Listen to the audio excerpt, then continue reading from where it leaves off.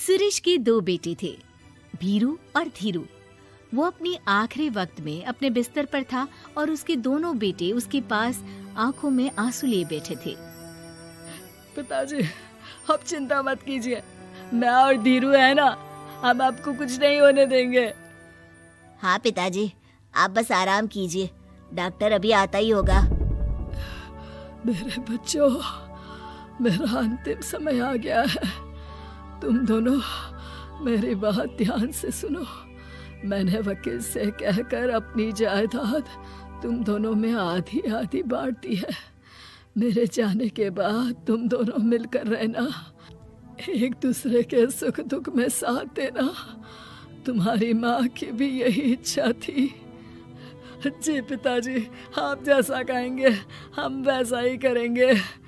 जी पिताजी, आप जैसा कहेंगे हम वैसा ही करेंगे। और सुरेश उन्हें छोड़कर चला जाता है। अरे धीरू भाई, मैं तुझसे कहना चाहता था कि मुझे व्यापार बढ़ाने के लिए कुछ रुपयों की जरूरत है। अब पिताजी के जाने के बाद हम दोनों ही एक दूसरे का सहारा है। पिता के जाने के कुछ दिनों के बाद दोनों भाइयों की जिंदगी धीरे धीरे सामान्य हो जाती है। दोनों भाई अब अपना अपना व्यापार संभाल लेते हैं। दोनों एक ही घर में तो रहते हैं, लेकिन अब उनके रिश्ते में पहले जैसी बात नहीं रहती। भीरू शुरू से ही लालची था, इसलिए सुरेश ने पहले ही उन दोनों में प्रॉपर्टी का हिस्सा बांटकर लड़ाई की गुंजाइश खत्म कर दी थी। लेकिन पिताजी के जाने के बाद भीरू का लालच बढ़ने लगा। हाँ भैया, आप बताइए कि मैं आपकी किस तरह से मदद कर सकता हूँ। मुझसे जो बन पड़ेगा मैं करूँगा। अच्छा तो भाई, तू ना मुझे अपनी गाय दे दे। वैसे भी तू पढ़ा लिखा मॉडर्न लड़का है, भला तू गाय का करेगा क्या? लेकिन इससे मेरी ना बहुत मदद हो जाएगी। ठीक है भैया, आखिर भाई ही तो भाई के काम आता है। आप ले लीजिए मेरी गाय और उसे बेचकर आप उन रुपयों को अपने व्यापार में लगा लेना। बस फिर क्या था।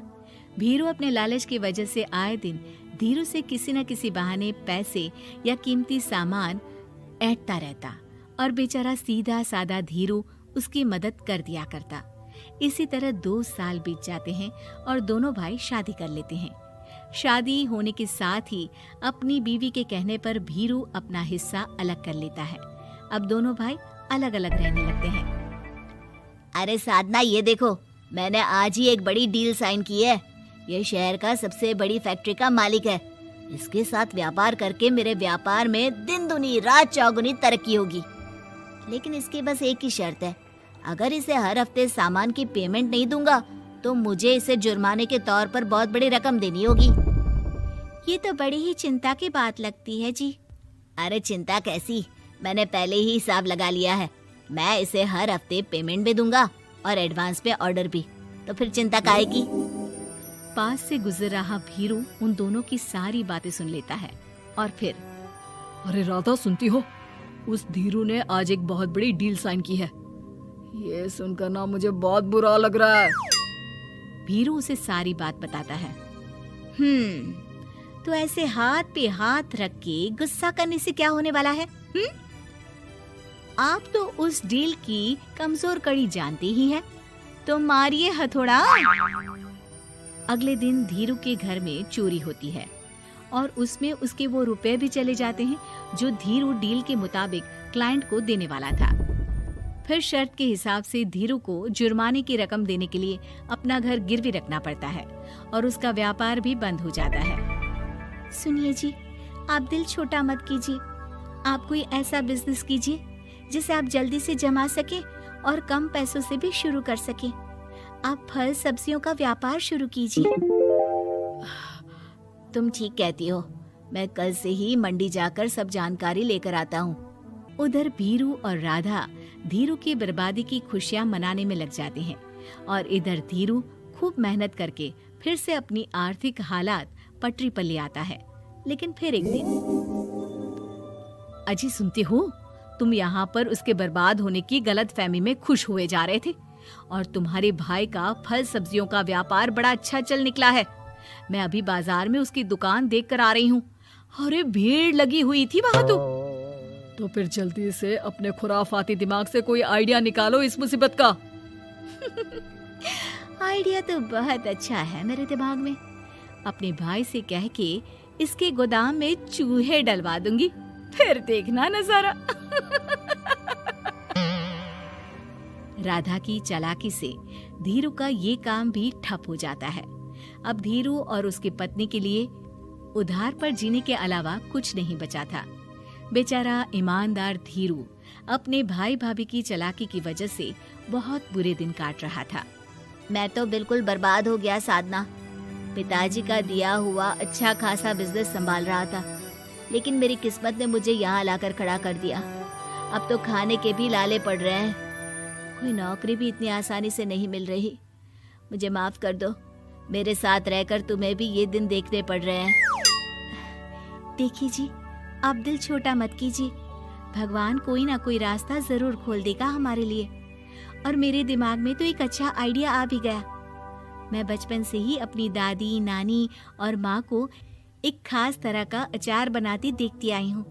वो अचार जितना टेस्टी होता है उतना ही उसे बनाना मुश्किल भी, लेकिन एक बार बन जाने पर वो जल्दी खराब भी नहीं होता जी। वो अचार सिर्फ हमारे ही गांव में बनता था, जिसे खरीदने के लिए दूर दूर से लोग आते थे। मैं सोचती हूँ वही अचार बनाने का काम हम शुरू करें तो। मैं बनाया करूंगी और आप उसे मार्केट में बेच आया करना। साधना, तुम्हारी बातों से मेरे मन में उम्मीद जाग उठी है, लेकिन ये सब काम शुरू करने के लिए रुपए कहाँ से आएंगे? ए जी, मेरी ये कंगन किस दिन काम आएंगी? आप इन्हें गिरवी रखवा लो और जब पैसे आ जाए तो इन्हें छुड़वा लेना। साधना बाजार जाकर अचार बनाने का सामान लेकर आती है। फिर घर आकर सारे खिड़की दरवाजे बंद करके अचार बनाती है और धीरू उस अचार को पैक करने में साधना की मदद करता है और अगले दिन बाजार में बेच भी आता है। शुरू में सिर्फ 10 बोतल अचार ही बन पाता है, लेकिन उसे बेचकर हुए मुनाफे से अचार की बोतलें 10 से 50 और फिर 1000 और 10,000 हो जाती है। अब धीरू को अपने काम में मदद के लिए कुछ लोगों को भी काम पे रखना पड़ता है, लेकिन अचार अब भी साधना ही बनाती है और अपनी रेसिपी का सीक्रेट बनाए रखती है। अब देखते ही देखते धीरू साधना ब्रांड अचार आसपास के कई शहरों में मशहूर हो जाता है और धीरू के दिन एक बार फिर बदलते हैं। धीरू के पास अब भीरू से दुगना बड़ा घर, गाड़ी, धन, अचार की कई फैक्ट्रीज और नौकर चाकर होते हैं। धीरू की इतनी तरक्की देखकर भीरू और राधा बुरी तरह से जल भुन जाते हैं, लेकिन अब उनके खिलाफ उनकी कोई चाल कामयाब नहीं होती। सुनिए जी, मैं ना कहती थी कि आप हिम्मत रखिए, एक दिन भगवान हमारे रास्ते जरूर खोल देगा। और देखिए जी, आज हम कहाँ से कहाँ आ गए। ये सब तुम्हारे फौलाद जैसे मजबूत मन की वजह से हो पाया है साधना, वरना एक समय मैं तो हिम्मत ही हार चुका था। तुमने न सिर्फ मेरा हौसला बढ़ाया बल्कि बिजनेस में मेरा साथ भी दिया।